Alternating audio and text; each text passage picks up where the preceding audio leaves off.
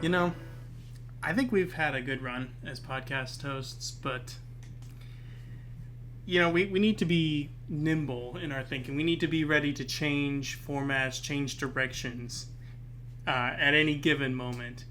Pretty much, we need to be ready to abandon a format in 30 seconds flat when the heat's around the corner.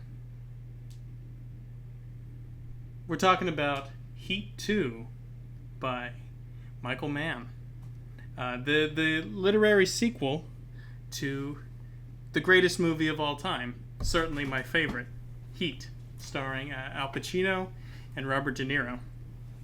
Heat is your favorite movie of all time? Obviously. Oh, I mean, it's not even my favorite Michael Mann film. I respect that opinion. I respect all Collateral enjoyers, all Thief heads, all Miami Vice stans. Okay, well, we don't need to talk about Miami Vice. Not the movie, at least. I understand its appeal. It's not my favorite, but it has its diehards in the Mann community, and that's MANN community. So I respect all works of Michael Mann, except the Hacker movie. The Hacker movie wasn't that great, but I can, even if you were to say Last of the Mohicans, I wouldn't get too angry. I think it's there's so many great films he's made over the years. Yeah. Yeah. Yeah, welcome to the Sad Boys Book Club. My name's Dusty. And I'm Daniel. And as you've already said, we are covering Heat 2 by Michael Mann and Meg Gardner. That's true. I've realized we've actually done more co-authored books than I realized on this program. I can't think of another one outside of The Expanse. But that's two of them. That is two. Granted, that makes three total, but there's probably another one. Possibly, I don't know. I'm not thinking about it. There is another one. I was thinking about this earlier, and as mic turns on, brain turns off. So as you do. Kind of like how I spent 3 weeks recording Mr. Mercedes with you, and every single week before we started recording, I thought to myself, I need to bring up how it's in present tense every single time, and I forgot as soon as we started recording. By the way, Mr. Mercedes is in present tense, and so is Heat 2. I was about to say. And I think that gives it both books, but I'm going to focus on Heat 2 because that's kind of where we're at. Maybe we could circle around later in our year in review episode. But I think it gives it a very action-oriented feel. It gives it a very distinct and almost cinematic. It feels more like cinematic. It feels very much like a screenplay when you're reading this book. I've read many over the years. There was a time that I really wanted to write screenplays. So I read a lot of them, and this definitely kind of has the vibe of a screenplay, and I think that's partially intentional, given that it is the sequel to a film, and it's also, I think, a little bit it's probably what Mann is most used to writing. Now, I'm not as familiar with the works of Meg Gardner. A quick Google search before we started today kind of indicated that she was mostly in the crime/thriller genre. Maybe we should do some more research for her in the future just to give her a little bit of a well-rounded description. But as this is the brainchild of Mann, I can really feel the kind of the filmic influence on this particular novel. Yeah. How I understand it, and this is just very surface level knowledge that I do know about this book, is it seems like Mann came up with the story and Gardner ostensibly shaped it into a novel. And I gotta say, if that is the case, she's done a great job so far. Yeah, it's, I don't want to take anything away from her. I mean, it's been an excellent collaboration. It's very readable, very exciting, very kinetic.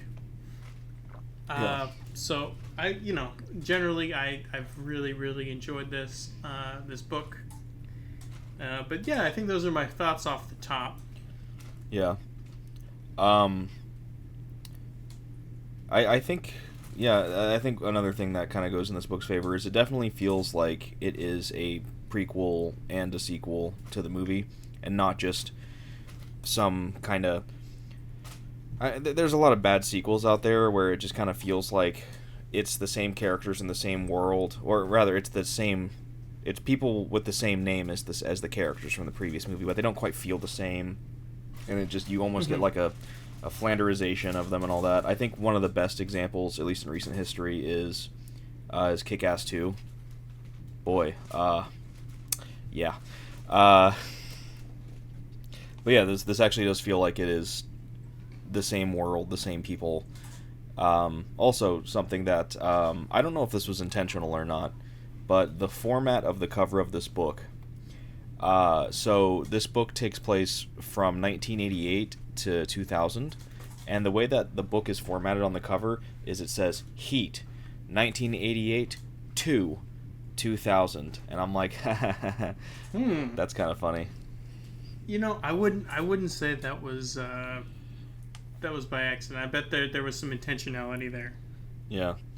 Also worth noting, I don't know the status of the production at this point in time, but this is being made into a movie as well.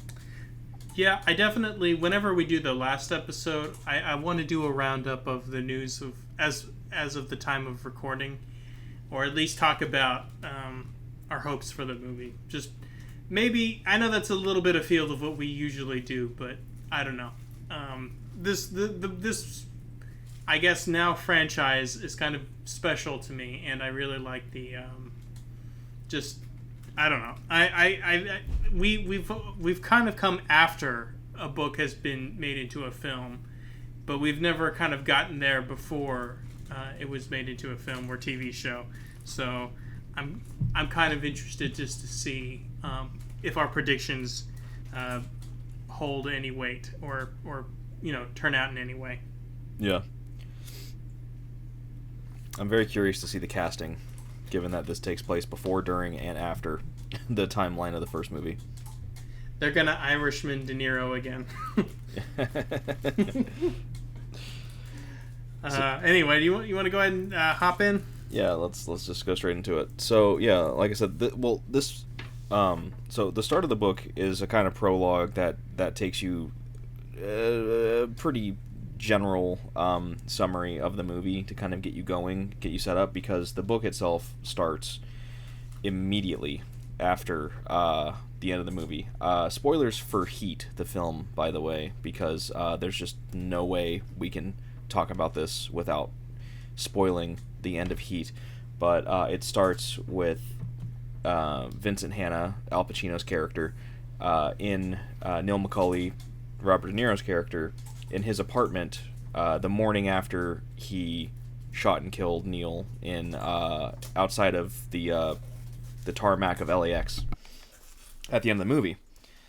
And they're just trying to search for anything that can kind of help them track down Chris Shaharis, which is Val Kilmer's character, who is the last remaining member of the gang from the shootout after the bank heist.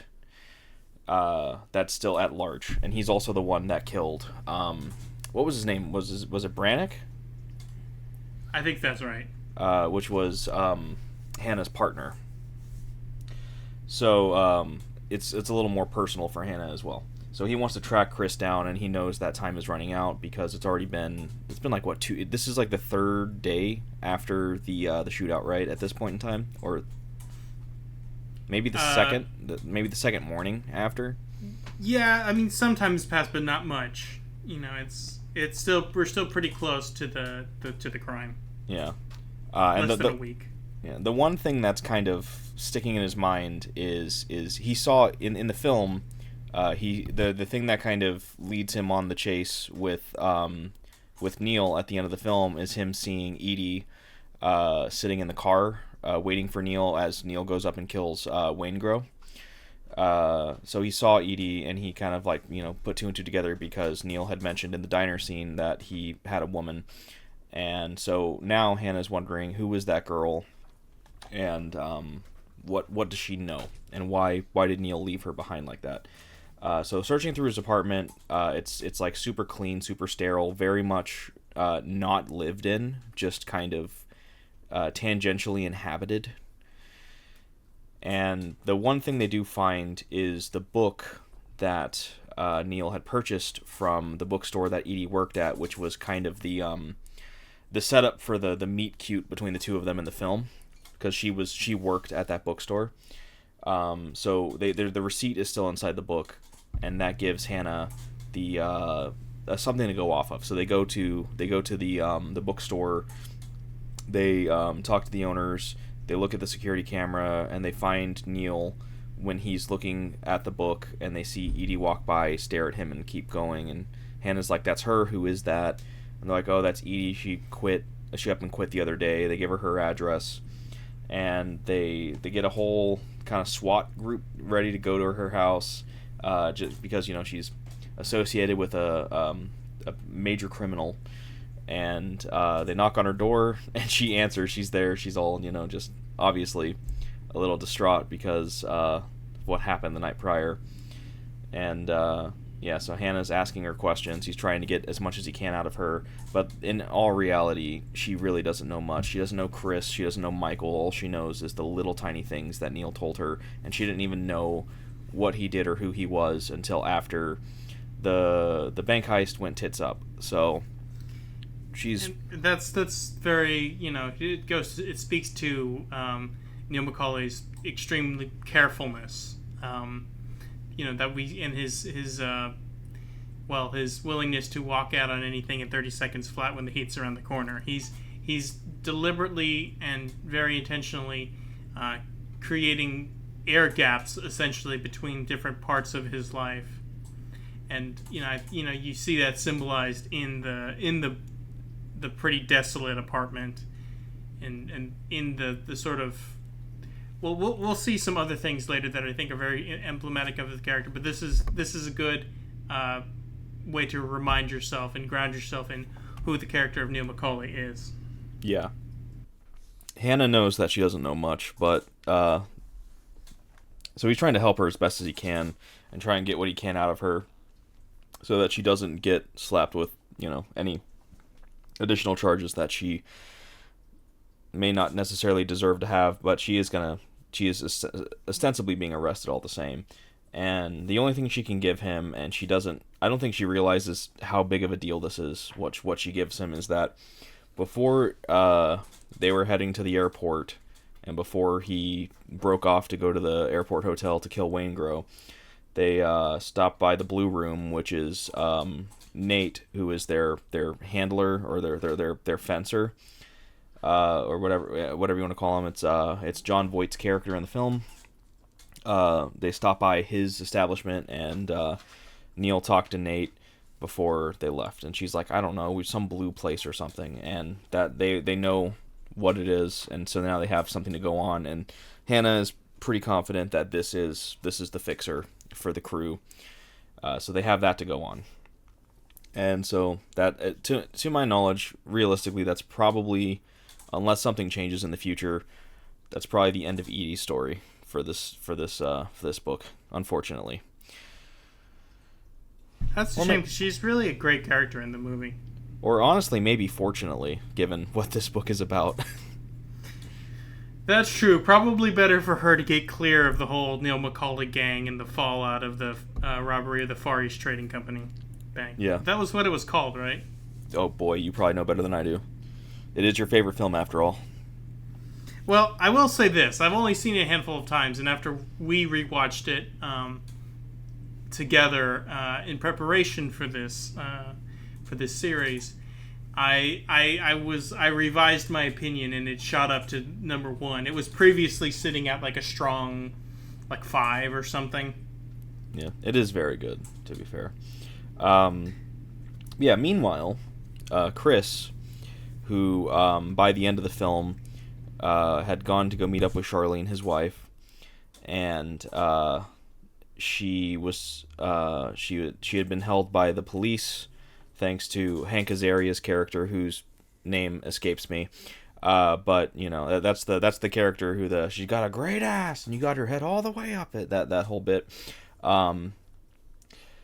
She's in his, I think she's at his place or something like that, and the cops have her, and she subtly lets Chris know that the cops are there, so he's able to move on without attracting attention, and he has fake identification that gets him through the checkpoint.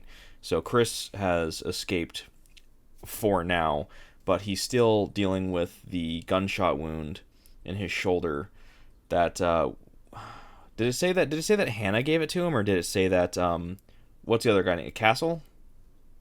That's Hannah's partner, right? Yeah, I think I don't think it was Hannah that shot him. I think Hannah was going after Neil. Yeah. Either way, he's still dealing with the gunshot wound that he received in basically in his left collarbone.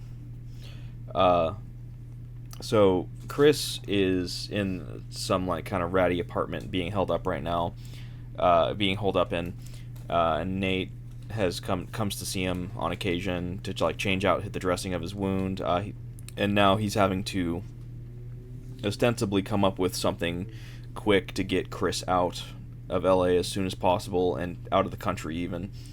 So he tells him basically, you gotta listen to everything I say, otherwise you're gonna end up like Neil, basically. And Chris, through some not so subtle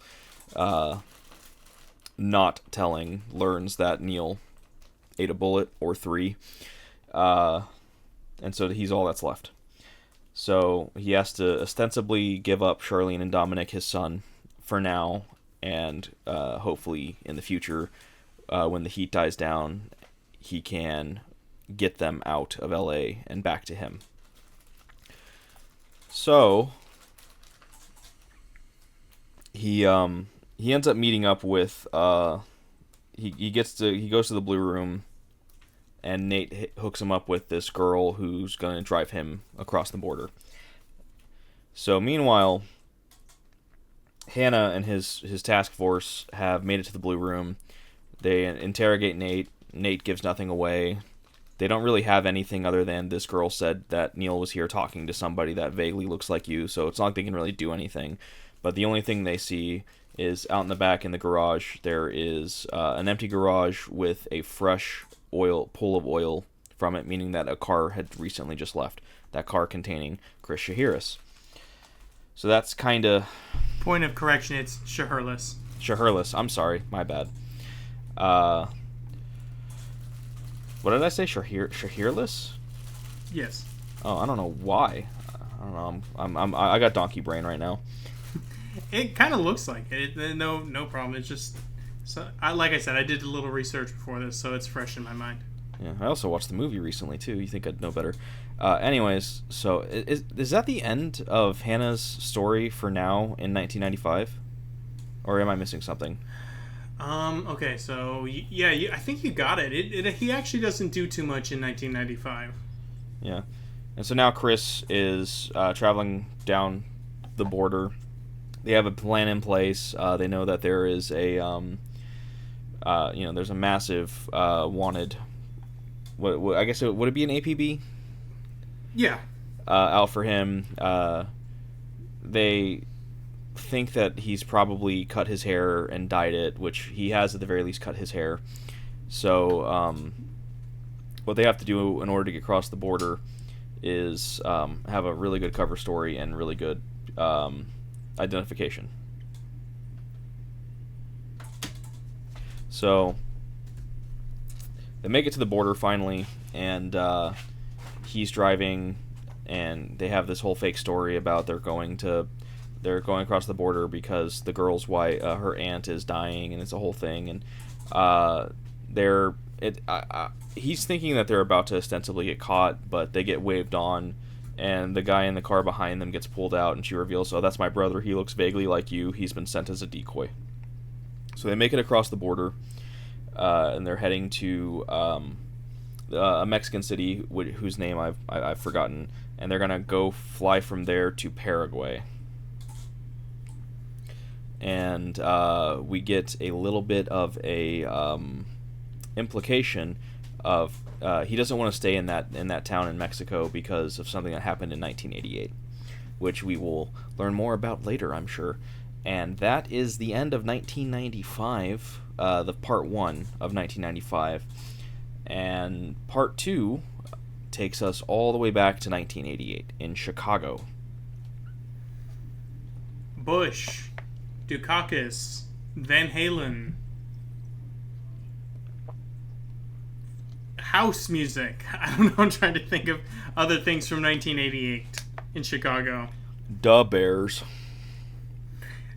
Is that when they won the Super? No, I thought that was 86. They won in 86, but they weren't like, they were still riding high off of that. Good. Yeah. So yeah, 1988. We are going back 7 years. So, I have a few minor problems with this book, and this is one of them. So in Chicago, we're going to be following 2 separate storylines here. It is Neil McCauley, Michael Cerrito. Cerrito? It's Chirito. Cerrito, okay. And Chris Shaherlis. They got it right that time, right? Yes. Okay. Them they are planning a heist on an old like 1920s bank building on the safety deposit boxes in the vault. Meanwhile, we have he's a sergeant at this point, right? He's still a detective, I think. Yeah. Detective Sergeant, whatever. Vincent Hanna, who is hunting down. He's part of Chicago PD. I forgot if they say what unit he's in. Well, he seems to be covering the robbery beat at this point. Yeah, and he's investigating a string of home invasions that have led to obviously robberies, sexual assault, and murder. And this book is a lot heavier, I've noticed, than the movie. Oh yeah, absolutely. And here's it's a minor complaint, but it's still a complaint nonetheless. I don't like how Hannah and Macaulay are both in Chicago at the same time in 1988. Granted, they do not ever cross paths, but all the same, it just feels really convenient, and it's just like, oh, yeah, one of those your destinies were always, fated kind of things, to where it's like, you were always at most 100 feet apart or something like that. It feels a little tacky to me, if I'm being honest, that they're both there at the same time. Well, maybe I think it's something of an homage to the real Hannah and Macaulay, who were both in Chicago, and that's where the real life characters from Heat were in Chicago, and so I think it's perhaps an homage to that. And I think also there are things that happen because of then this is kind of what you're not liking. It's the little butterfly effect between what Neil and his crew are doing in Chicago in 1988, kind of sending ripples that ultimately puts Hannah on their path, into that fatal confrontation about 7 years later. Yeah, so I just think it's a little tacky, and it could be worse. It could be they interact with each other in some manner. That throws into it throws the whole cat and mouse between them in the film kind of out of whack. Thankfully, that doesn't happen, at least not yet. We're still not done with 1988. The first part will be starting next week. We'll be back in 1988. So there's still time for that to possibly happen, but at the very least, it didn't happen here. So I at least appreciate that, but I don't really feel like it necessarily needed to have. I guess it does kind of make sense with Aaron Grimes as to where that he's the intersection point of their two storylines, but I feel like there was a way that you still could have done this to where we can see the storyline that's going on with Hannah, and we can see the storyline that's going on with Macaulay, and not have them be in the same city. I don't know. Like, it's minor, but it's still. I saw that and I'm just like, oh God, okay.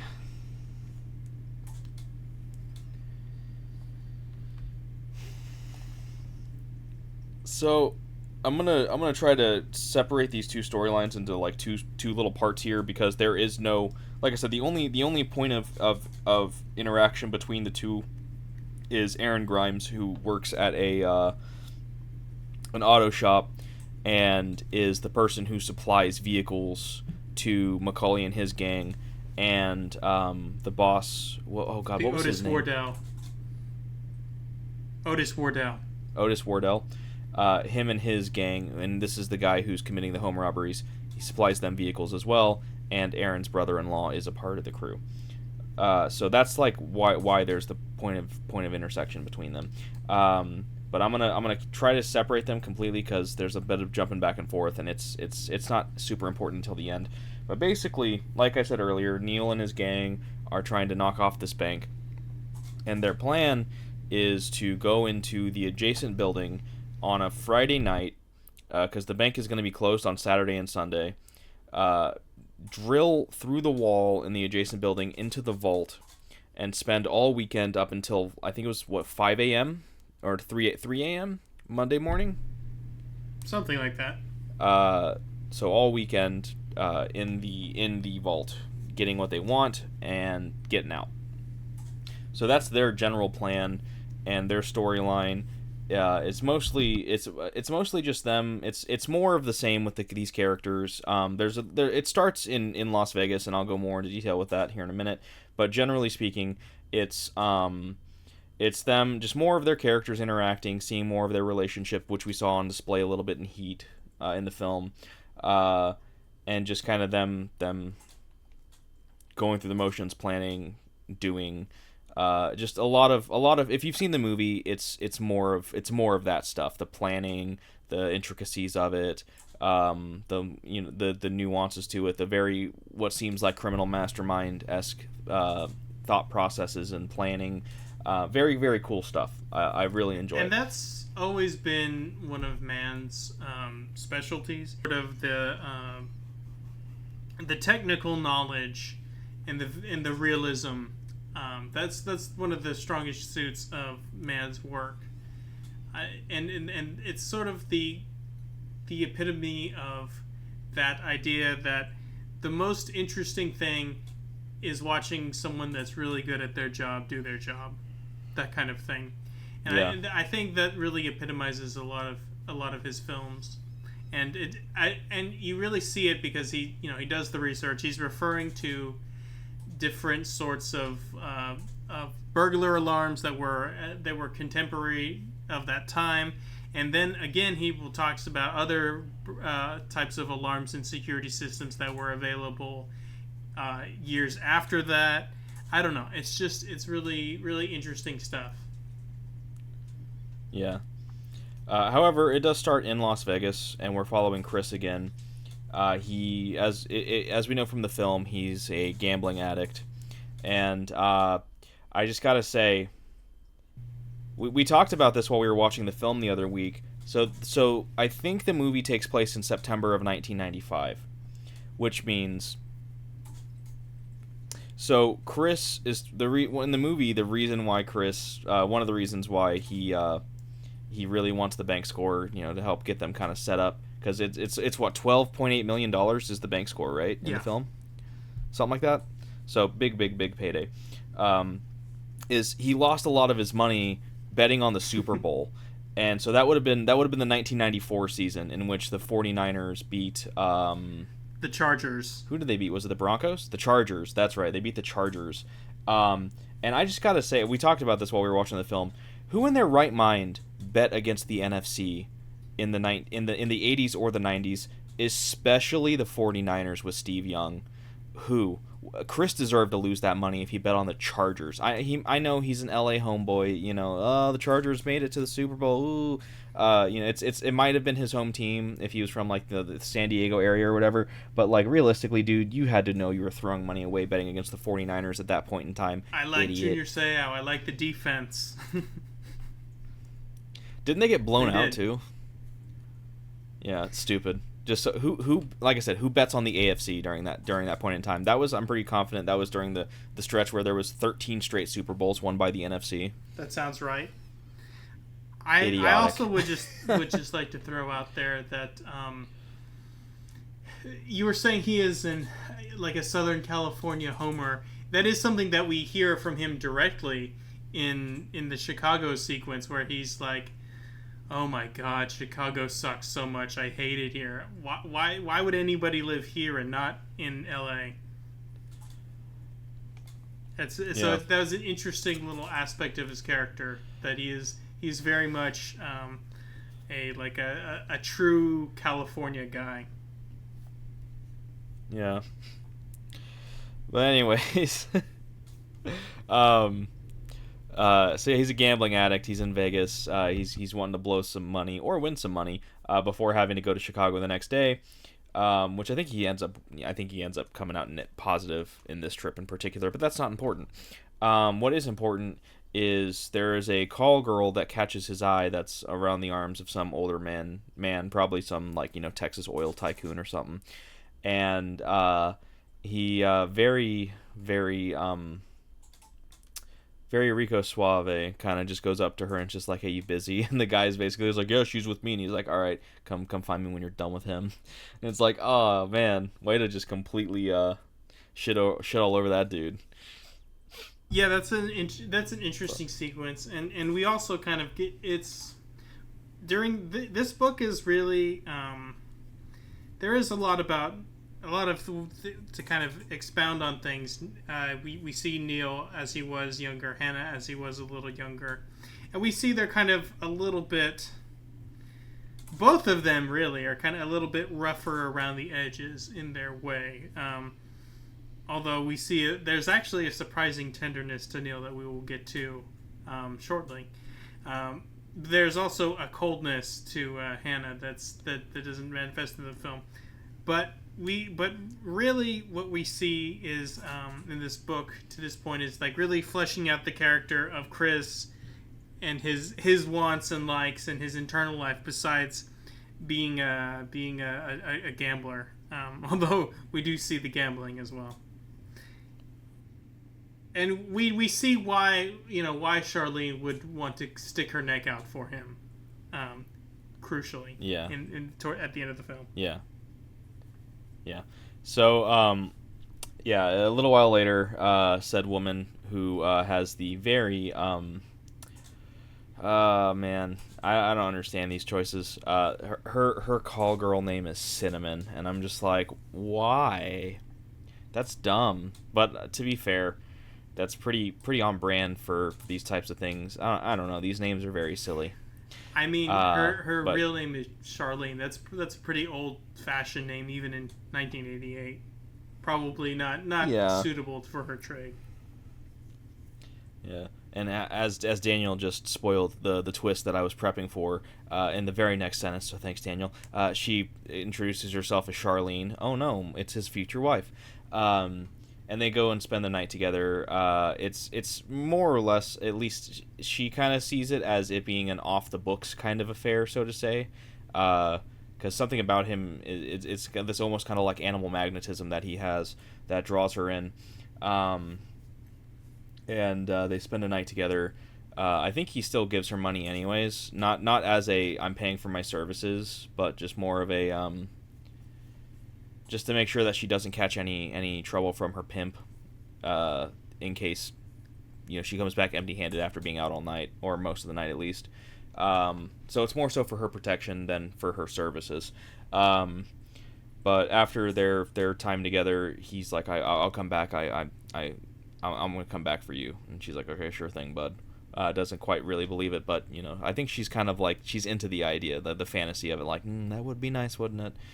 But then the next morning he flies to Chicago, like I said, I don't know how worth it is to go into the nitty gritty of the planning and executing of the heist on the bank, because I feel like the real meat of this first 1988 section is with Hannah.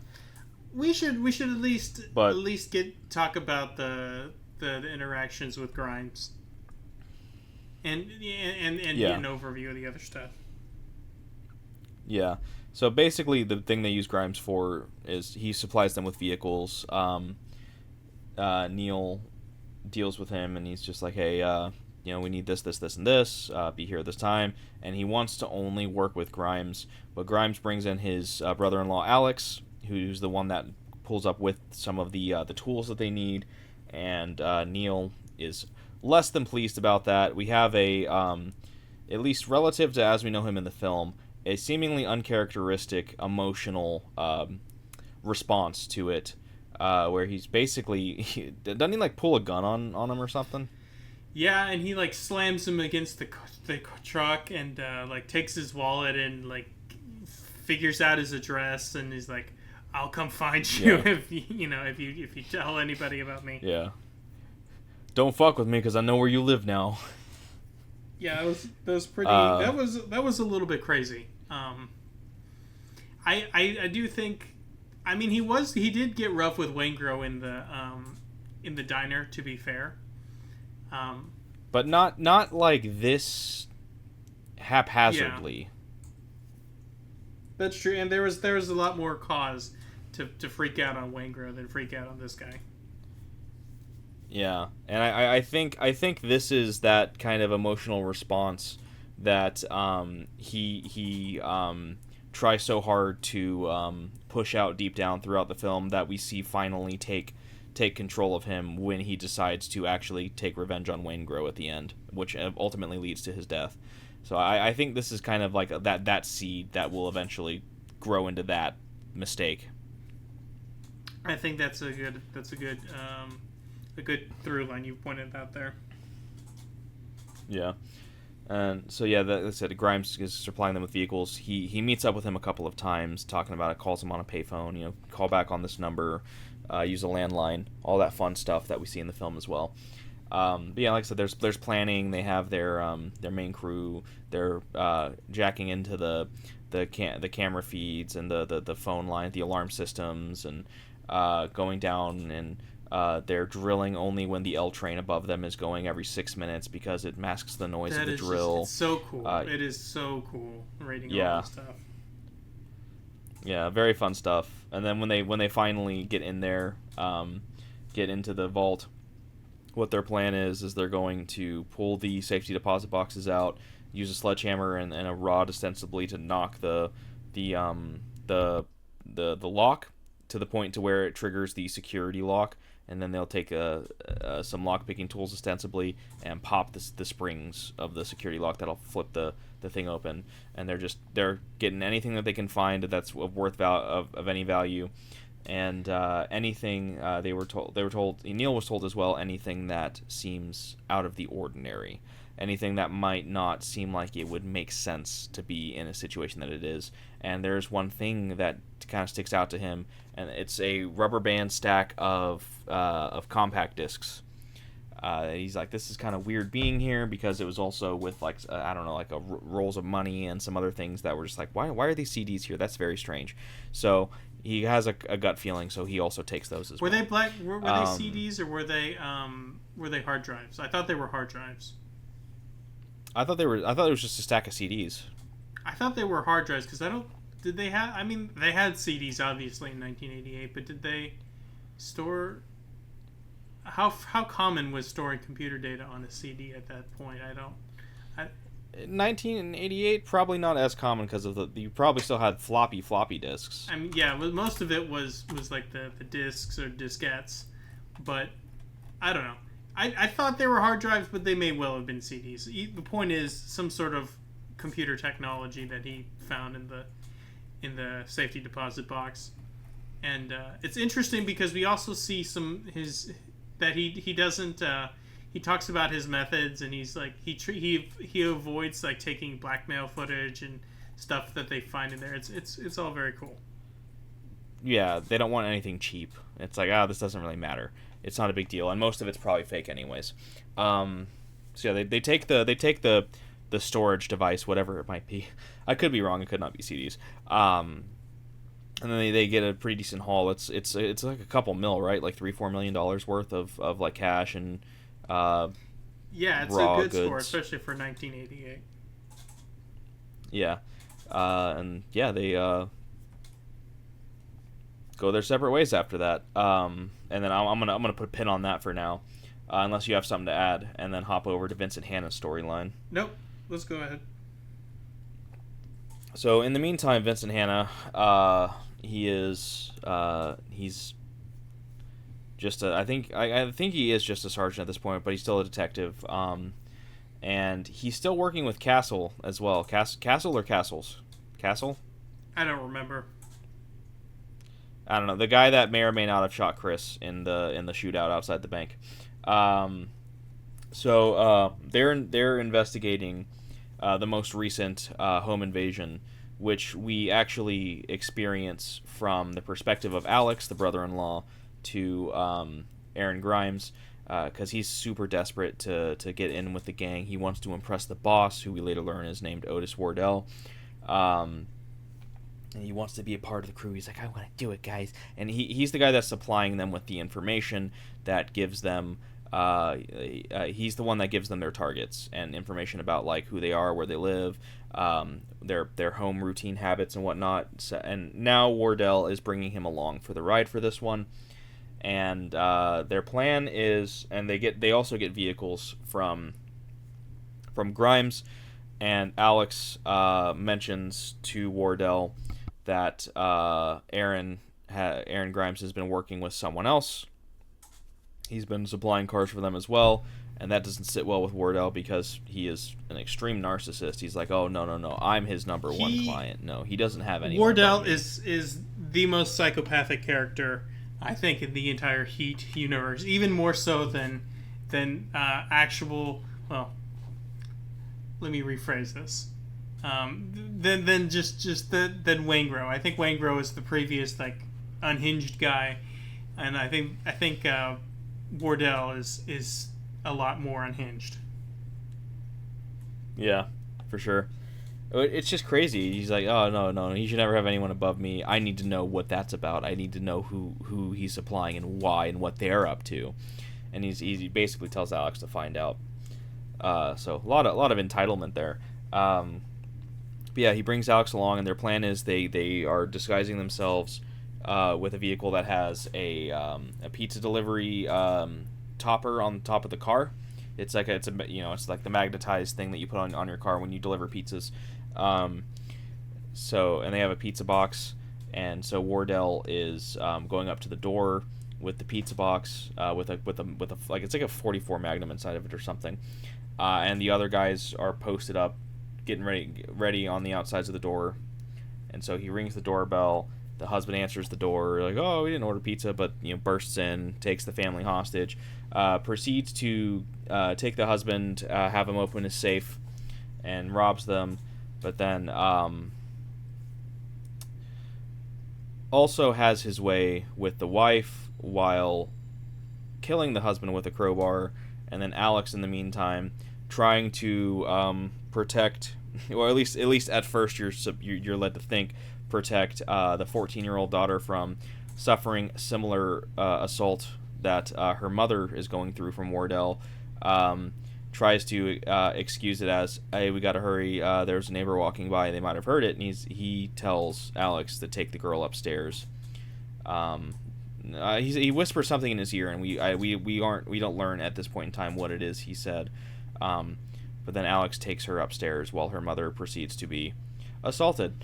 Yeah, and it's a very gross feeling scene. It's pretty shocking. Yeah, he doesn't pull a lot of punches here. Well, neither of them, Mann and Gardner, they don't. And yeah, so now Hannah is on the scene. The husband is dead. The wife is brutally beaten. She's in like they cave in the guy's skull. Yeah. they like broke her jaw, so it's like wired shut. And the daughter is also in a coma and has also been sexually abused. And immediately for me, I'm just like, that motherfucker. I thought he was trying to protect this young girl from this guy as well, because he had maybe some sliver of That's decency what you're inside led of to him. be believing Nope. at one point, because it seems like she's about to be abused by Wardell, and then he kind of does that, but it's I guess it's just him wanting to get involved on his own. He'd had eyes on her himself, and he wanted her for himself. And it's like, she's 14. I mean, it's not good regardless of her age. It's just even worse because of her age. Yeah, the whole Otis Wardell crew is so slimy. They are the worst guys. Whereas you could kind of view Macaulay and his crew as, well, I don't want to say anti-heroes, but they kind of are certainly compared to the Wardell crew. Are they murderers? Yes. Are they robbers? Yes. Are they psychopaths? Yes. But they have standards, and those standards are what we love them for. I guess that they're cleared the very, very low bar of, well, at least they're not rapists and sexual assaulters. Look, they're played very well by actors we like, therefore we like them. Fair enough. Yeah, I do appreciate the kind of it's a pretty, it's not the biggest bait and switch. It's a pretty minor one, all things considered. But I do appreciate the very, very minor bait and switch of okay, this Alex guy, he's in with a rough crowd. He may not be as bad as they are, and then no, he's just as bad. Okay. It's you know, it's a pretty well done, like I said, little minor bait and switch. So yeah, Hannah, he's at the scene. The daughter's in a coma. They induced a coma in order to help because she's suffering serious brain trauma because she was beaten in the head with the lamp in her bedroom. And so Hannah, now he wants to go see the mother and talk to her and interview her and get what he can out of her, because she is one of the survivors of this incident. He goes to see her, and she gives him what she can, which is not a whole lot, other than just, the play-by-plays of what happened. And because they were wearing masks, the only thing she can really identify is she knows that they were white because she could see in the eye holes that there was white skin around their eyes. So that's really the best that she can do. Meanwhile, he wants to see her daughter, and this is something that will kind of happen throughout this part, is he will go and visit her. What was her name? It was like Jessica or something like that. Yeah, Jessica was her name. Okay. And he'll go and visit Jessica, and he'll talk to her, and this is where we get a lot of his kind of a lot of his personal character background in this book. And it's I don't want to say it's a moment of tenderness and emotional kind of vulnerability that Hannah shows in this section when he goes and visits Jessica, and they're some of the best parts of this book so far, in my opinion. Yeah, we see a very a softer side of Hannah here. Yeah, I might get the order mixed up a little bit here of the timeline of events, but yeah. So what Hannah does after he talks to the wife and Jessica, I forgot the wife's name at this point. He goes to see their CI fence. What's his name? Something with an L. It's like Lancaster or something like that. Linklater, like Freddy. And he puts the squeeze on him to tell him to figure out who's wanting to fence the stolen items from the house, and get on it yourself. Like, put yourself on this. Like, make sure you're the fence that's doing this. And the dude's like really not wanting to do it, but Hannah's really putting the pressure on him, as Hannah is known to do, as we've seen in the film as well. Because Hannah is a whatever it takes to solve the case kind of cop, as we saw in the film, and as we were seeing again here in the book. even though this is 7 years prior, he's still at a point. He's like 40 in the book. In '88, he's like 47 in the film. So it's not like he's some like dewy-eyed rookie. He's relatively jaded at this point as well. There are changes that he goes through, but it's not super drastic, I would say. Yeah, that's kind of the thing, is a lot of the characters that are here from the film, they're still the same character from the film. There's not a huge amount of difference. That 7 years didn't change them greatly. It's just there may be little minor subtleties because of that, for lack of a better term, slightly more youth, even though some of them are still probably older. Like Neil is probably also in his, at the absolute youngest, late 30s, but probably early to mid 40s. So they're still basically the same characters. There's just maybe minor differences that are seeds that'll show why they are the way they are in the film. Yeah, they're pretty much the same age. They both have like their Vietnam stories, Yeah. and they kind of mention. Hannah was in the Marines. I don't know. I don't have a lot of good things to say about that. About either of their. Basically, they went to Vietnam and were like, yeah, we really we like killing, so we're gonna keep doing it when we come back. So yeah, basically. So yeah, Hannah, he's willing to do what he needs to in order to solve the case, which, granted, he wants to solve the case for the right reasons. He just is willing to go about it the wrong ways. And his partner Castle is totally right there on board with him. So yeah. And then it's like that night as well. We learn a few more things about Hannah. He has she's like a college student, right? She's doing something medical in college. She's like early mid-20s. I wouldn't say college student as such, although that is technically correct. She's a grad student, so I would say mid-late 20s, probably more likely, maybe early 30s. Yeah, she's a bartender at a bar that he goes to. Like, it seems like it's once every like month or two he'll pop up and they'll go out back and have sex and do a bump of cocaine, which in my opinion, even though I think it already has been confirmed in the past, more than confirms that Vincent Hanna is totally doing cocaine during the film. We just don't see it. Cut for time, I guess. Yeah. But then like another thing that he does is he just floors it. He gets in his car, he floors, and he just drives out all the way, I don't know, out into the sticks. Turns his headlights off because it's reckless, and he almost wants. It gives him a thrill, and it's like it's like a death wish almost as well. Like, oh, if there's a sharp turn, he's gonna just drive going 90 into a ditch and die. It's a weird kind of place for him to be, and I think one of the reasons why he is in this state is something we learned during one of his talks with Jessica, which is this in particular is much later on, about how I'm assuming this is his first wife. It might have been his second. It didn't specify. What we do know is in the film he's on his third marriage. So he's a man of many skills, and a man of many wives. Yep. One of his previous two marriages, I'm not sure if it's the first or second, she killed herself, right? Yes. Yeah, because it was like she kept having miscarriages, and she like drove her car into like a pole or something and died. I think there was a bit about how she tried to stage it as an accident, but he realized he knew that it was a suicide. Yeah.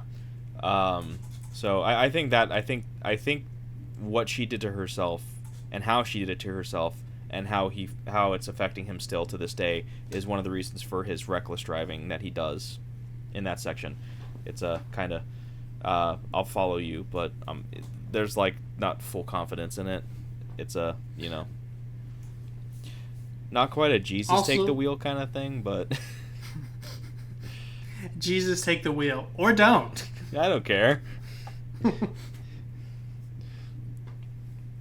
So yeah, we're already dealing with a broken man at this point. But all he cares about at this point is avenging Jessica. That is his drive. That is what makes him want to solve this case. He wants to stop this from happening to the next family, and he wants to avenge this poor little girl. who I think to him is a representation of the daughter that he was never able to have with his wife. Yes, I was gonna hit that, but you got it. Yeah. Yeah. Meanwhile, at his job, him leaning on the fence like he did. Oh, that's funny. Nice turn of phrase. Yeah. Funny how that worked. Did not plan that. Has caught the ire of his boss. I don't remember what his boss's actual rank is. He like just Hank Bauman. Yeah. What is his official title? I know this dude's like gunning for the police equivalent of upper management, but I don't know, the chief. I think he wants to become the chief of detectives. He's like second in command in that structure. He wants to become the chief of detectives and then eventually the chief of police. He's a climber. He's typical, skeezy Chicago cop guy. And what we see in a lot of the Vincent Hanna section is bad cop versus bad cop. Bad cop, i.e. Hanna, like, plays fast and loose with the rules, too rough, willing to break protocol and break the law. And also bad cop, Hank Bauman, corruption and covering up and inefficiencies, and that's the central tension is Bauman is trying to make things flow the Chicago way, and Hanna is just trying to catch Wardell and his gang. Everything else be damned. Yeah. So over the course of Hanna's investigation, we get these great little brainstorming sessions between him and his team, and one of the things that they come to realize is the houses that that are being broken into, there's no sign of forced entry, and I think one of the if I remember correctly, one of the other survivors mentions how they didn't let them in, and they just kind of got in, and it seems like they got in with a key or something, or at least that's what he infers from that. I could be remembering wrong. But basically, it leads him to believe that there's got to be some, they got to be getting keys somehow. And what is a way that someone can get the keys of the house keys for these people? And these are higher end houses. These are the upper middle class to lower high class individuals in the really nice rich neighborhoods, and so the commonality is that all of these wives, they're going to all of these different salons, but these salons are all using the same valet service, which seems weird to me. I can't I didn't know a salon used valets. That just seems weird. But what do I know? If you go to certain like fancy areas, which is where this specific group of people, or these people are going, those are places where they'll have like valet parking, and then all the nice shops. Yeah. So I don't know that from personal experience, but I know that because I've worked in an area near one of those. Oh, that's so weird to me, but yeah, they learn the valet service that services all of these salon places that the wives of all of the home invasion victims are going to, and they stake it out, and they see two guys that are working there, one of which is Alex, and through calling the service and asking the guy about their employees, they're able to figure out that Alex is, if anything, the less than reputable one. And it also doesn't help. I will say Hanna is a lot better detective than Bill Hodges. Yeah, he honestly is. But Bill Hodges is still a lot of fun. But that's fair. Yeah. So they I don't remember if this happens before or after this, but the wife, Jessica's mom, also points Alex out as the kid that took her keys when she went to the valet service. So they have an idea that Alex is, they know that he's involved in this in some manner or another. So they arrest Alex, and they're questioning him, and they get him to break. They get what they need from him. He tells them Wardell's name. He tells them who their next target is, which is someone that he's been scouting as well, and they've been looking into, and that they're going to be hitting it tonight. And how they're doing it is they're in a flower van. They're gonna go up and hit the house and whatnot. So they don't have a lot of time. So Hannah gathers his strike force as best as he can, as fast as he can, to hurry up to the neighborhood and try and get inside the house before Wardell and his crew does, so that they can surprise them. So they're able to make it to the house about 15 minutes before the plan is supposed to take shape. They have cars on all of the exit points of the street, ready to go.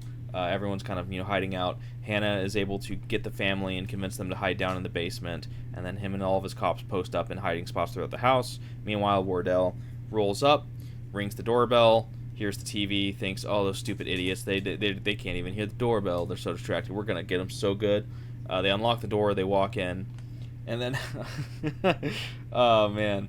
As they're all inside, I love this. Hannah just jumps out of the closet and he's like, "April Fool's, motherfucker!" And they all just start raining down on him. Yeah, he comes bursting out of the closet with a shotgun. Yeah, and they systematically gun down the entire crew except for Wardell, who's able to make it outside. Of course, because we wouldn't have a story otherwise. Hannah gives chase. Wardell eventually makes it. He hijacks a car. Hannah jumps onto the car. And is trying to shoot Wardell, but Wardell is able to get him off, and by the time Hannah is able to make it to the car after it crashes again, Wardell's nowhere to be found. So he's gotten away. What's his name? Bauman comes up and just completely lashes him over this. He's like, "Oh, you idiot! I can't believe you let him get away. You should have planned this better." And he's just like, "Dude, we had no time. We had to do this. We had to do this fast, or it wasn't gonna happen at all. We just saved this family. It really couldn't have been any better." And he pulls the boss who hates you maneuver of like, "Yeah, from now on, tell me before you do anything." Yeah, just real dickhead behavior. Dude only cares about results. He doesn't care who gets arrested, as long as the case is closed. They also talk about in this section about I don't know why, but I remember they talked about like the corruption endemic, like on busts, some of the evidence money will always go missing, and it'll end up in the hands of corrupt cops who use it to pay bribes, or they use it, or it just circulates back out into the street, in a lot of criminal organizations. And also, Bauman tries to punch him and stops only because a news crew shows up at a very fortuitous moment. Yeah, real professional. Yeah, Bauman and the Chicago Police Department really, really suck. Yeah. That is true. Fictionally, that is true now. Yep. So, Wardell's escaped. At this point in time, I think Neil and his gang... they've gone their separate ways. Chris goes back to Vegas. He meets up with Charlene again. He was able to get like a card of hers or something, so he's able to call the service and ask for cinnamon. They have another fun night together. He's like, "Hey, I got some money. How about we pay your debt to your pimp, and you and I will just leave this place, and we'll start a new life together." And he convinces her to do it. Her pimp doesn't take kindly to it, which leads to a very Hollywood car chase, which ends with Chris wrecking the pimp's car, beating him possibly to death, and them driving away as the car blows up. And I'm just like, I thought it was a fun sequence. It was fun, but it is very Hollywood. I could just see it too. I could just see the camera and just like the car, Chris's car coming around the corner, and you're like, "Oh shoot, there's Chris," and he's, I don't know. I am very excited to see this part when it's a movie. Yeah, me too. It's fun. It is fun. Meanwhile, Neil, he's gone back with Nate to, I don't know, the hacker guy from the film, which maybe I misunderstood this in the film. I was under the impression that Neil was beating him for the first time in the movie when he meets him. But I guess that's not the case because they go to his house. I guess not. And he gives him the I don't know, the hard disks, whatever they are, and he's searching through them. He has this neat Faraday cage set up in one section of his house, and they discover that they find through this that it is this massive Mexican cartel. Is it drug running? It's more than that. It's everything. Everything it's running. The routes. It's the amount. It's not just everything running. It's the money. Yeah. It's how the money gets back to the cartel. It's how the drugs come up into the Midwest. Because I think that's specifically the cartel that's carved out the Chicagoland area. So they're that's so it's all the trafficking routes. It tells them where to go. It's warnings like, okay, these are the cops over here. It's a log of the journeys. It's basically like all of their data. Yeah. The cartel got completely owned, if we are using the parlance of hackers. They got straight up hacked. And so what their plan is now is they want to hijack one of these cars. But what they need to know first is where they go, where they end up. And it is across the border.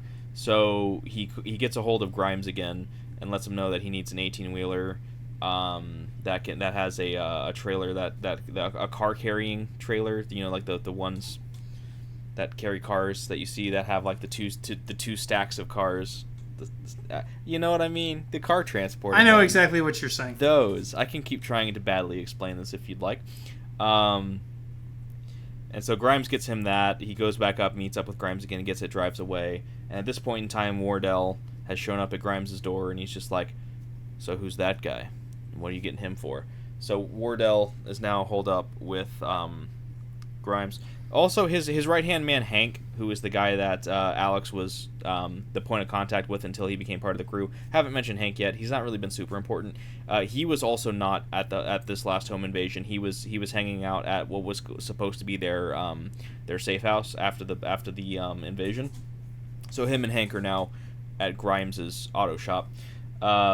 Meanwhile, Hannah, he goes to see to the hospital again, and he learns that Jessica has awoken. And he goes to go see her, and he talks to her a little bit. She doesn't know who he is, which kind of disappoints him a little bit because he was hoping that she would remember his voice when he would talk to her while she was still in the coma. And as he's being told to leave, he conveniently forgets to take his envelope full of pictures of all of the men, including Alex, behind. But then they all hear her screaming, and he runs in and he sees that she's holding the photo of Alex, and she says, "That's the man that attacked me." And Alex also has made bail at this point, so he's free at the moment. He's at large, I guess. So back to Alex's house they go, and he rounds him up, takes him up to the roof, and is trying to get more information out of him.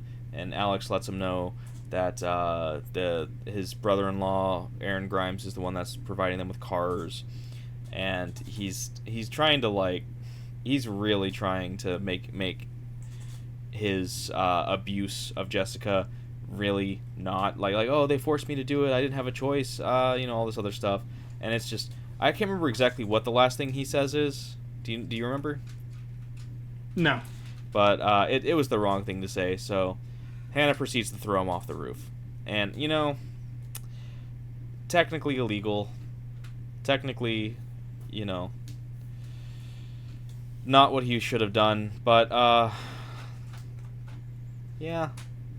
I understand. I understand. That's all. Yeah, that's all I'll say on that.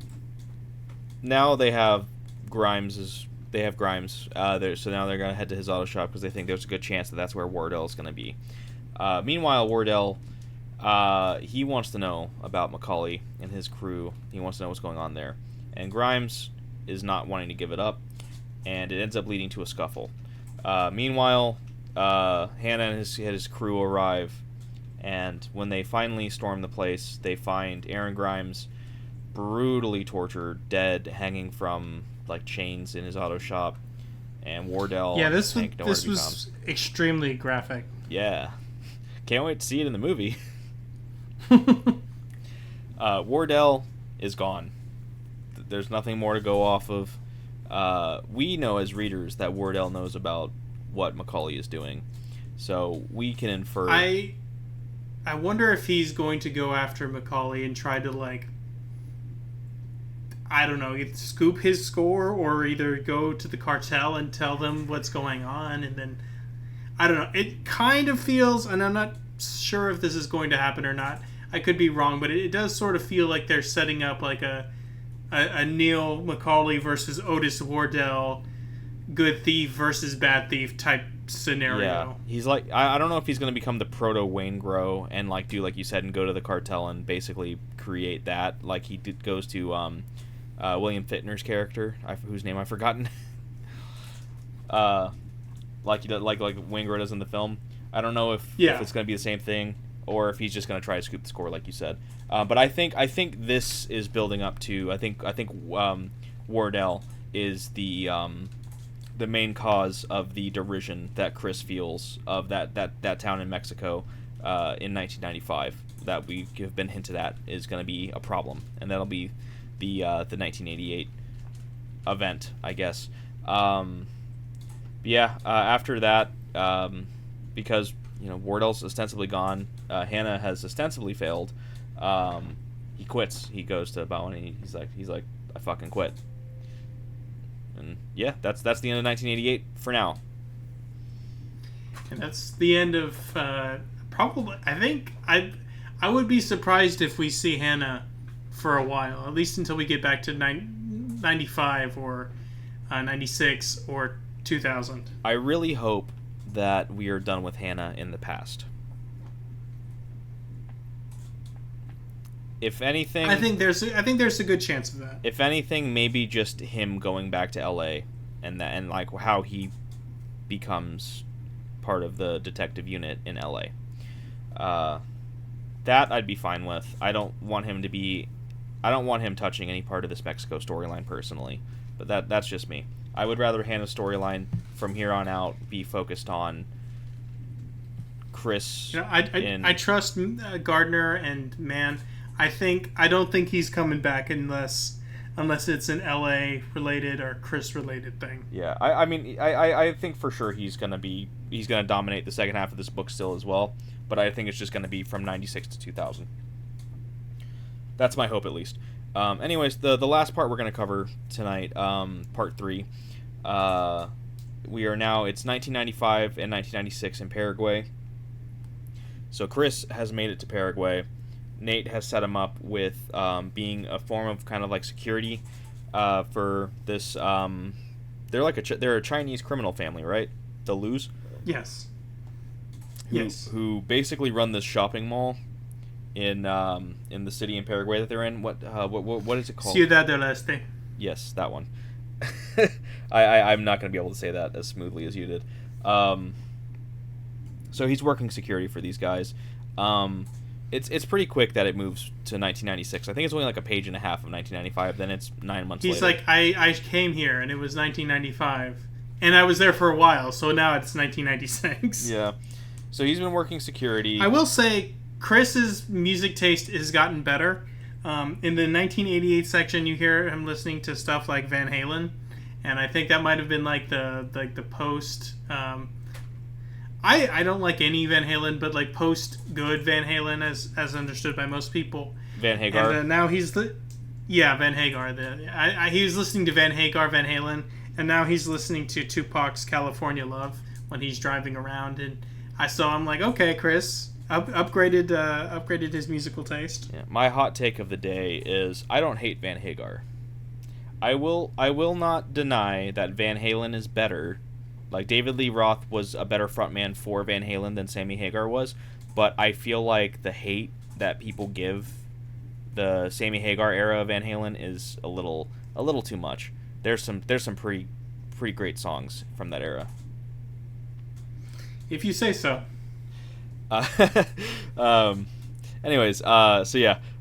Chris, he's working security. His main point of contact is this guy named Paolo, who doesn't quite trust him. and I think Chris thinks he's like ex-military. He's Brazilian ex Air Force, which means he was involved with like the fascist junta in Brazil, which is I think kind of an interesting point. And there's actually a decent amount of political commentary that occurs during this Chris's section in Paraguay, and he's I don't know.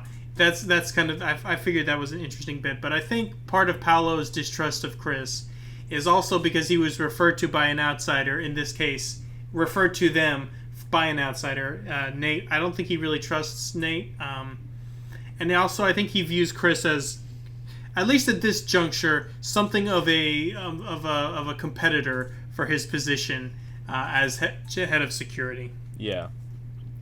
Which Chris, at this point in time, I think really all he's trying to do is just keep his head down and earn the money that he can in order to get Charlene and Dominic. Yeah, he's just trying to get some money together to extract Charlene and sweet Dominic. Yeah, I don't think that logic's gonna that thought process is gonna hold by the end here, but we'll get there. Yeah. So yeah, he's doing the odd jobs here and there, but one thing that's just kind of been sticking out to him is he's noticed that these two guys on motorcycles have, as he sees it, it looks like they've been casing the mall, and he wants to know why. And he's telling Paolo as such, and Paolo's just not getting it. He's not that great at his job. Yeah, and there also is like a minor language barrier that's causing a little bit of communication breakdown, but basically he's just like, okay, well, you know what? You go and you look into that if you want, and if you find anything, then sure, then you can bring it to me. But in the meantime, you're on a need to know, and you're on a need to know until you prove otherwise. So Chris goes and looks into it, and he notices that they've come around like twice in the last month. It's stuff that he knows so well with his time with Macaulay, that he's able to pick this up immediately. He notices all the things that they're doing, and he takes this to Paolo, and he's just like, okay, yeah, now you're gonna need to know. And it's interesting, while he's doing his investigation, I just want to hit some of the stuff. This is some of the best part, at least for me. When we really kind of flesh out the character of Chris, we learn some fun things about him. Like he's like a proto Reddit atheist guy, where he's driving around the city and he's like seeing the cathedral, and he's just like, that's just Sky Daddy shit. Yeah. You know, like he says stuff like that. Yeah, and, it does. They do use the term Sky Daddy. I was like, I was surprised. I was like, that feels very like early 2010s, late like aughts kind of like internet forum slang. But I don't know. Maybe they were already saying that in the 90s. I just thought it was interesting also that he and I don't know if this was perhaps Mann and Gardner's commentary or the character of Chris, but he talks about, during that same part when he's like cruising by the cathedral, he refers to he says something to the effect of capitalism is Ciudad del Este's true faith. And we kind of see like the mixture of people there. There's Chinese mainlanders, there's Taiwanese people, there's Lebanese people, there's the people of Paraguay. They talk about there potentially being like a Hezbollah training area nearby, which I think is crazy, and which kind of, to me, either complicates what Mann or Gardner are trying to say, because it's like I don't know, are they doing like Republican like scare stuff, like, oh, our enemies are everywhere, the Middle Eastern terrorists are practicing in South America and Central America, and then they're going to come to America, or is it just like a rumor that it's interesting. There's a lot of layers to what's going on in not in terms of the city, which is also just an interesting story in and of itself. He talks about like the markets with the knockoff goods, the game consoles, the smuggled stuff. I don't know. It's this section I think I liked actually better. As much as I liked every part of this book so far, this might be my favorite section so far. Okay, interesting. Yeah, I mean it's good, but I think personally I still prefer the first 1988 section, but yeah, it is good. I really loved the deep dive into Chris in this one. I will say I like it. I like the 1988 section, and also I think we forgot some of the stuff for Neil in 1988 with his girlfriend in LA and her daughter who likes Dragon Ball. I totally skipped over that. Go ahead. I don't know how. Go ahead and take it. Do we want to just touch on it real quick? Yeah, go ahead and take it. Okay, so one of the things that we're seeing in Neil McCauley's storyline back in 1988, as he's going back and he's setting up this second score, he kind of meets with a woman who is his girlfriend, who is she is a relative of was it someone he did time with in Folsom? Was he affiliated with Laeme, or was it like? It was like her brother or something like that. Yeah, she was. Her brother was like affiliated with some transnational criminal organization, and she's part of like the group of people that handles smuggling, and so I think this is going to come into play in the border 88 section that is to come, and so he's also asking her about the routes and I don't know, gathering knowledge. She seems like a very nice lady apart from her criminal activity, and she has a really cute daughter that likes Dragon Ball like a true Mexican American child in the 80s and 90s. Okay, so I want to go ahead and interject here. Now, granted, I'm only able to speak to English airing here, so I can't speak to non-English, non-Japanese air dates here. But I have what might be my second minor problem with this book. It could not be a problem. I could be wrong. This is just, it stuck out to me because this section takes place in 1988, and she's wearing a Dragon Ball t-shirt, and I'm like, Dragon Ball did not air in the United States until the 90s. So, what's the deal? Was it Dragon Ball Z the first? That was the first. Dragon Ball Z didn't start in Japan until I want to say either 89 or 90. So this is just straight Dragon Ball, not Dragon Ball Z. But yeah, Dragon Ball did not premiere in the U.S. until I think it was 1990, and I think Dragon Ball Z premiered in 96. Yes, I know these things. I'm just Googling. I'm wondering. Huh, that's interesting. I wonder if it aired in Mexico earlier. It's possible. That's why I said all I can speak to is English. Because I know it's extremely popular. I did say Mexican American, but it is hugely popular in Mexico as well. It is. So it is possible that it aired in Mexico prior to 88. That would cause her to, be a fan of it at that point. All I know is my brain was just like, Dragon Ball didn't air in the U.S. until the 90s. What the hell? Yeah, I don't I don't know. For me, it was just like, oh, my culture is being represented. Nerdy Hispanic kids. But I don't know. That I will say, Dragon Ball Z. I was one of the few that never got into it that much. I mean, I watched it a little bit when I was a kid, when I was, like 12 and younger. But I never was like really into. I couldn't tell you. I could only relate to you specific images, never like distinct plots. But be that as it may, so there's kind of, I think that's going to lead up to the border incident in '88, and I think something is going to happen to her because he's very warm with her, he's very warm with her daughter, and it's kind of doesn't fully jibe with heat around the corner, drop everything in 30 seconds flat. Neil McCauley we see in 1995. So I imagine there's going to be something that happens here that makes him a little bit colder. Yeah. Only to have his heart melted once again by Edie. So anyway, I think that's all that we need to get to about Neil McCauley 88. Anyway, back to Chris. Yeah,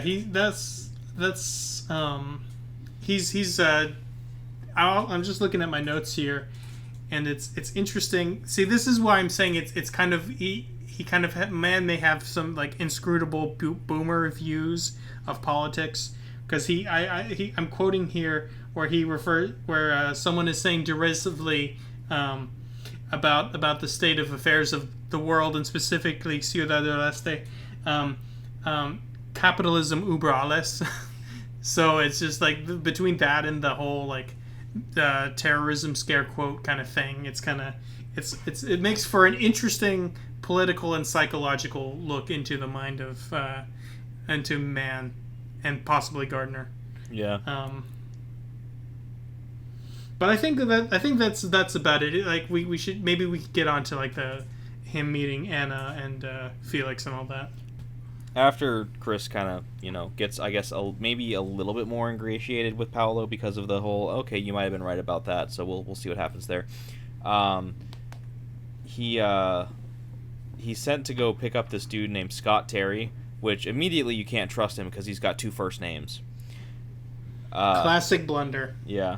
He picks this dude up, and he's chatting with him as he takes him to the hotel that he's staying at, and he's able to kind of pick apart pieces of this guy's story, and he kind of, it's an interesting thing where he kind of sets up this bait to see if this dude kind of takes it and like understands what's happening, but the dude kind of never does. Things like Fort Bragg and it being known as what would they call it, something nom?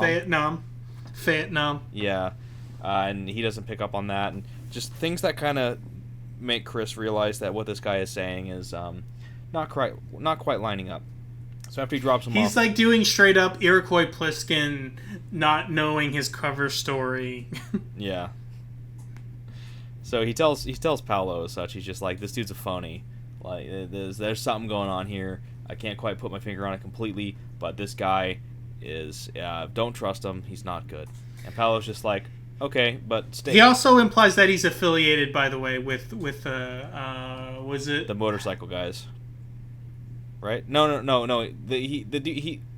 Was it the Sonora cartel that he says that he implies that he's affiliated with? So Terry says that he's involved with the Aztecas. That's right. But then it doesn't line up because where he says they're based is not where the Aztecas are based. It's actually some other Texas base. The Texas Syndicate. Yeah. Which all of these groups that this is another part of it, the man just doing very good research. All of the criminal groups that he mentions outside of the crews, like Neil McCauley's crew, Wardell's crew, are real they are real organizations that were existing at the time and often now. So I thought that was really interesting. What I didn't know, because I did some research as we were getting ready for this, and I just was like, oh wow, all of these organizations actually do exist. I don't know for certain about whether or not those were their territories then or now, but I still found it very impressive research nevertheless. Yeah. So, yeah, Paolo's response is basically just kind of like okay, neat, stay in your lane. So Paolo sucks. He's going to get passed up. Yeah, and then he's just like, okay, so now I need you to, because at first, Chris thought he was a chauffeur for Scott Terry, but then he's just like, okay, so they might have also just been kind of testing me to see what I can kind of pick up from this guy.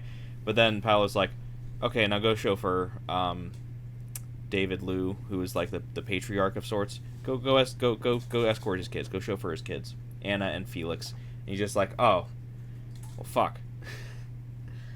So he's driving these two. I don't know where they're supposed to be going. but they're in. He's taking them to their dad, so they're gonna go meet him. I think at their house. Is So he that picks up. is that where they were Go ahead. originally going to go? Because I know that's where he ends up rerouting them after the incident. But is that where they were originally going to go, anyways? I think he was picking up. He was picking up Felix, and then they were picking up Anna from the airport because she's coming back from college. She's studying in England somewhere. Yeah. So on their way, they're in traffic, and he sees two motorcycles rolling up on either side of them. Anna kind of notices it too, and he thinks that it's a hit coming. She looks up from her. She presses pause on Wonderwall. She looks up from her Economist magazine. Yeah. She's extremely, and she's an extreme Anglophile, which, I had to take some points away from her as likability for that reason. Yeah. Although, I will say Wonderwall a little overhated, overplayed, absolutely overhated. Also, yes. I mean, it's hated because of how overplayed it was. Which, I mean, objectively, it is a good song, but it very much, at its time especially, and even still for like the 15 years that followed, extremely overplayed. Yeah, but it was a victim of its success. Would you say that Chris becomes Anna's Wonderwall? She was definitely throwing it back to him. So yeah. So he hits it. He drives up onto the sidewalk. Tries to maneuver around and get away from these dudes. He's got his gun at the ready.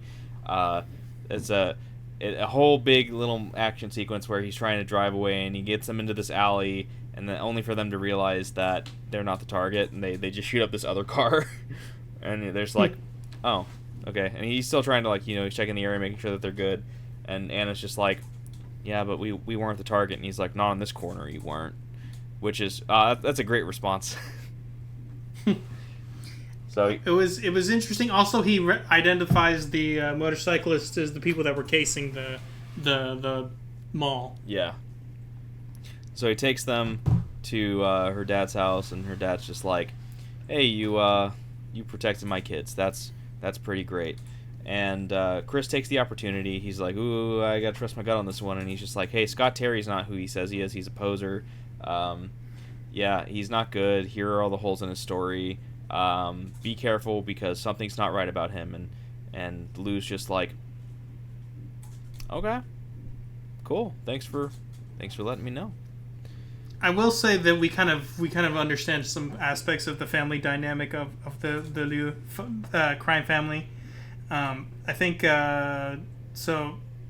The heir apparent, Felix, he's kind of a playboy, and he kind of tries to act kind of tough, and try to get his dad's approval from that way. And Anna, she's kind of the brains, like we said. She's studying in the UK, so she translates.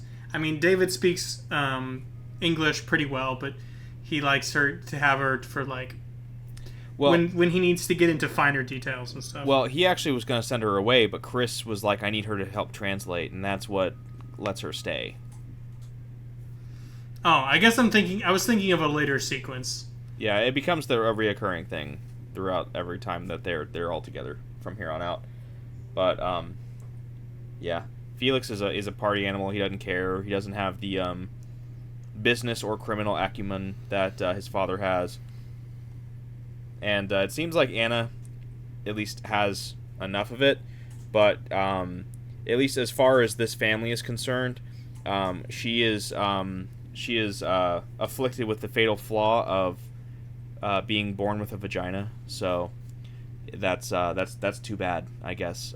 Nope, it's gonna be your brother's because he's the man, even though he is completely and utterly incompetent. Yeah, if Felix were to take over, it would be a disaster. Yeah, it would. And so he learns he gets picked up by Paolo later on. Paolo takes him back over to go see the Luz, and they're speaking. He notices they're speaking about Scott Terry in the past tense, which heavily implies that he's been taken care of in the murderous variety. And what they want Chris to do, because they're like, "That was a good call. You were on the money with that. You seem to have like a good kind of head for this.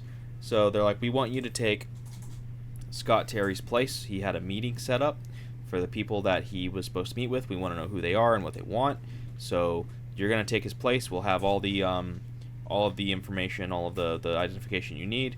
Go and do that. And so he goes and does that, and he meets them at this dam that they're supposed to meet at.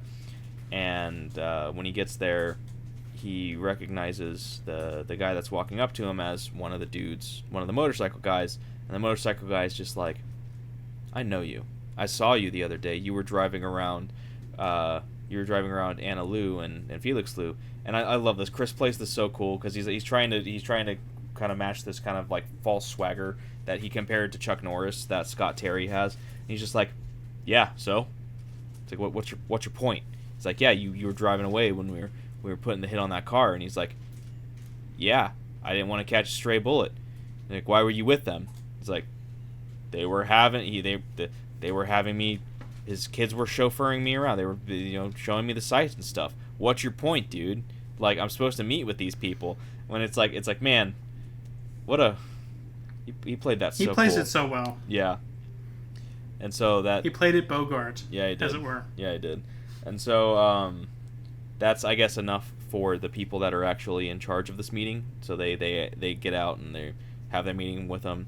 And he recognizes one of them as the also heir apparent of the Chen family, who are the owners of the casino. So he talks to them, and they're just like, hey, so did you see... And earlier, I think it was when he was at their house, earlier, he saw this big machine tech thing that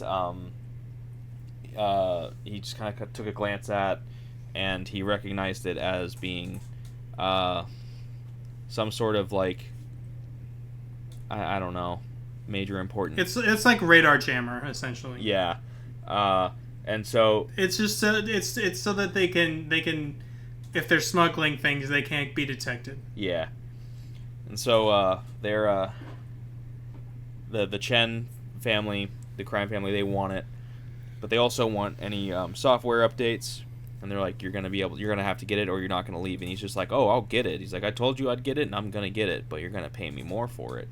And they're like, okay, well, you know what? You got till tomorrow, and then we'll talk. So he goes back, finds some bugs that they planted on his Tahoe, and and this whole time he has like Scott Terry's burner phone in his pocket that's been on an active call to Paolo. So Paolo's been trying to listen as best as he can. He meets back up with Paolo, and he's just like, hey, so here's what happened. Here's the deal. And Anna comes up with this idea, her and her father, where they're going to, because Chris is like, he's like, I can get them that. He's like, they want it, and I can get them it. And Anna's like, oh, yeah, okay, I see where you're going with this.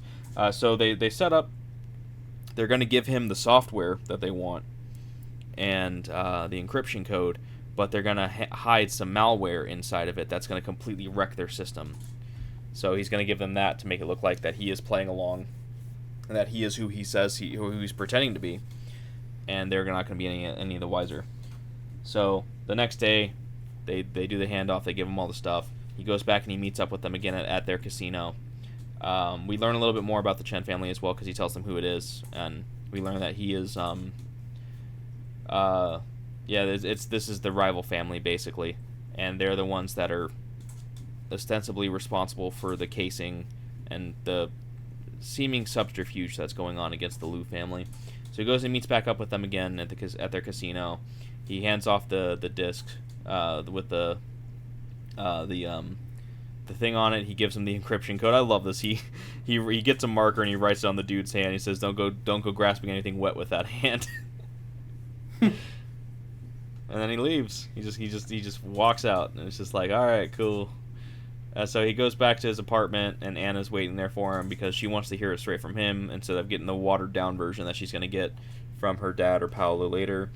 So he kind of tells her what's going on. She gives him some more information about how Felix basically worships this guy. I forgot his first name, but the younger Chen, and he had even suggested having him marry Anna, which she was like, "You know," but it's just more of showing Felix he does not understand what's going on. He doesn't have the the stuff to really run this family. He doesn't know what he's doing. He's an idiot. Yeah, All he cares about doesn't is partying. realize the Chens are really their biggest threat. Yeah, he wants to be. He thinks that he's his best friend, but what he doesn't realize is he is his worst enemy. Very much the keep your friends close, enemies closer kind of thing, and he's the idiot that can't see through that. And so yeah, they're kind of having their little back and forth together. They're really they're playing off of each other, and she's kind of like showing how smart she is compared to him and whatnot, and they're just he's kind of talking about what happened and all that to her, and she's kind of like building off of that and whatnot, and then they have sex a lot. Yeah, that was. I'm not surprised necessarily. It definitely felt like they were building to that. Oh yeah, but I was surprised by how much and how descriptive. Yeah, the second that she was waiting for him outside of his apartment, I'm like, okay, so I was wondering if they were going to have sex, but yep, here it comes. Yeah, I figured that would happen, but I was like, oh wow, I thought it would be one of those like they started having sex, fade out, fade in the next morning, kind of thing. And we get some really cool reoccurring little thing here where he asks her, how long she's going to be here before she goes back to college, and she says something like 9 months or 2 years. She has 2 more years left on whatever she's doing, and I think she's going to be here for 9 more months or something like that. And we get a direct mirror from his first night with Charlene, where he's basically just like, I'm going to see you again. And she's like, oh yeah, you definitely will. And I'm like, oh no. But I thought that was very cool, though, that it mirrored his the end of his first night with Charlene. Yeah, I think that I didn't even pick that up until now. And yeah, that's the end of part 3, and that is the end of our section today. That's the first half of the book done. I thought it was interesting also, one thing that she mentioned, Anna, that really shows that she's really ahead of the game. She talks about how selling systems, not things, is how we make money, which is actually extremely prescient if you look at the way a lot of businesses have kind of developed over the years. Yeah, like Microsoft. Yeah, like Microsoft. It's not a particularly good thing. I don't think Anna is a good person. A lot of the things she says is like, oh, you're kind of a slimy person yourself, but she is very smart. She is very smart. Yeah. So yeah, it looks like anyway. Part 4 is going to take us back to 1988. So I'm very excited to see how this continues. Well, so that last thoughts doesn't count as cheating if it's on a different continent. He took the zip code rule to the extreme. And it doesn't count if it's on another continent and if you're on the run. If you have no way of getting home, it doesn't count. But yeah, final thoughts. I'm very much enjoying this book so far. We went a little bit longer this time because we had to skip a week, so we added another section. I don't know if we're going to cover as much next time, but I guess we'll play it by ear. I'm very excited to see where this goes. This book's a lot of fun, and yeah, I hope you all will join us next week. Yep. Until then, we'll see you next time. All right. Goodbye.